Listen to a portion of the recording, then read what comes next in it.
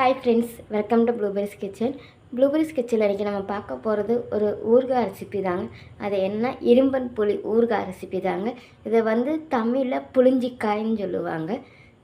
இது ஒரு வகையான புளி தாங்க. இதை புளியை யூஸ் பண்ணி கேரளா பக்கம் மீன் குழம்பு, ஊறுகாய் இதெல்லாம் பண்ணுவாங்க.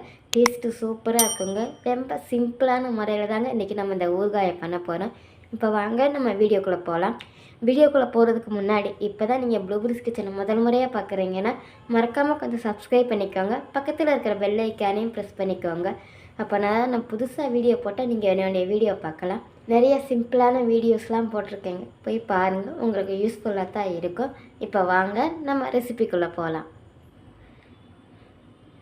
நான் இப்போ இந்த புளியை கழுவி எடுத்து வச்சுருக்கேங்க. இப்போ நம்ம இந்த புளியை கட் பண்ணிக்கலாம்.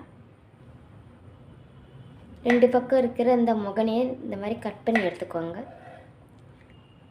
கட் பண்ணிட்டு இந்த மாதிரி ரவுண்டாக கட் பண்ணி வச்சுக்கோங்க.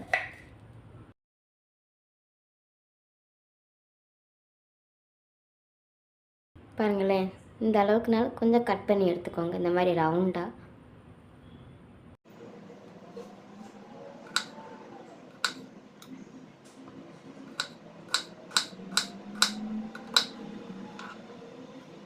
நான் இப்போ எல்லாத்தையும் கட் பண்ணி எடுத்துட்டேங்க.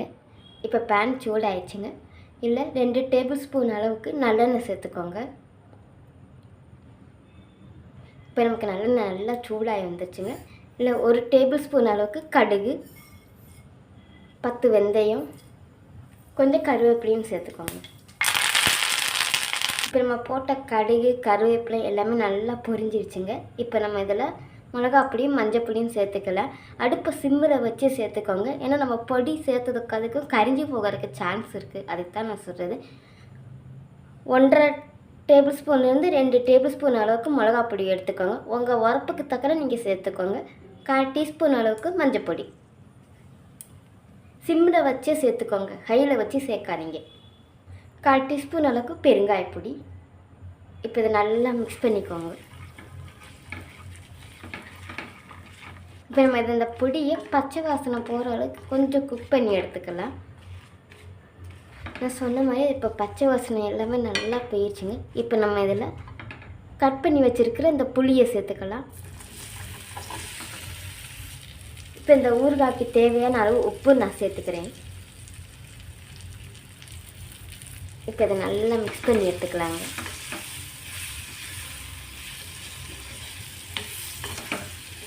இப்போ நான் இதை நல்லா மிக்ஸ் பண்ணி எடுத்துக்கேங்க. இப்போ நம்ம 2 டேபிள் ஸ்பூன் அளவுக்கு வினிகர் எடுத்து வச்சுருக்கேங்க. இது நம்ம ஊறுகாய் கெட்டு போகாமல் இருக்குங்க. 1 மாதம் ஆனாலும் நமக்கு இந்த ஊறுகாய் கெட்டு போகாமல் இருக்கும். அதுக்கு தான் நம்ம இந்த இதில் வினிகர் சேர்க்குறோம். இப்போ வினிகரையும் சேர்த்துட்டு நல்லா மிக்ஸ் பண்ணி எடுத்துக்கோங்க. ஒரு கொதினால் நமக்கு வரணுங்க. நமக்கு இந்த புளி வெந்து வரதுக்கு ரொம்ப நேரம் ஒன்றும் எடுக்காதுங்க. மேக்ஸிமம் மிஞ்சி போனால் ஒரு 3 நிமிஷம், இன்னும் ஒரு 5 நிமிஷத்துக்குள்ளே நமக்கு இந்த புளி நல்லா வெந்து வந்துடும். இப்போ நம்மளுடைய அருமையான இரும்பம் புளி ஊறுகாய் ரெடி ஆகிருச்சுங்க. இப்போ நம்ம 1/4 டீஸ்பூன் அளவுக்கு வெல்லம் சேர்த்துக்கோங்க.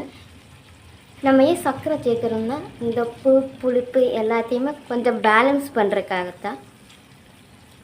இப்போ நம்ம அடுப்பை அமர்த்திக்கலாம். அவ்வளோதாங்க. இப்போ நம்மளுடைய அருமையான இரும்பம் புளி ஊறுகாய் ரெடி ஆயிடுச்சு. ரொம்ப சிம்பிளான மெத்தடில் தாங்க இன்றைக்கி நான் சொல்லி தந்திருக்கேன். சாதாரண நம்ம மாங்காய் ஊறுகாய், எலும்பிச்சை ஊறுகாய் இந்த மாதிரி பண்ணுற இடத்துல ஒரு தடவைனாலும் இந்த மாதிரி ஊறுகாய் ட்ரை பண்ணி பாருங்களேன். டேஸ்ட்டு சூப்பராக இருக்குங்க. இது இப்போ நல்லா ஆறட்டுங்க. ஆறவும் நம்ம ஒரு ஏர்டைட்டர் ஜாரில் போட்டு ஸ்டோர் பண்ணிக்கலாம். ஒரு சிம்பிளான ஊறுகாய் தாங்க இன்றைக்கி நம்ம வீடியோவில் பார்த்துருக்கோம். இந்த ரெசிபி உங்களுக்கு பிடிச்சிருக்குன்னு நினைக்கிறேன். பிடிச்சிருந்துச்சுன்னா மறக்காமல் ட்ரை பண்ணி பாருங்கள். மறக்காமல் ப்ளூபெரிஸ் கிச்சனை சப்ஸ்கிரைப் பண்ணிக்கோங்க. தேங்க்யூ.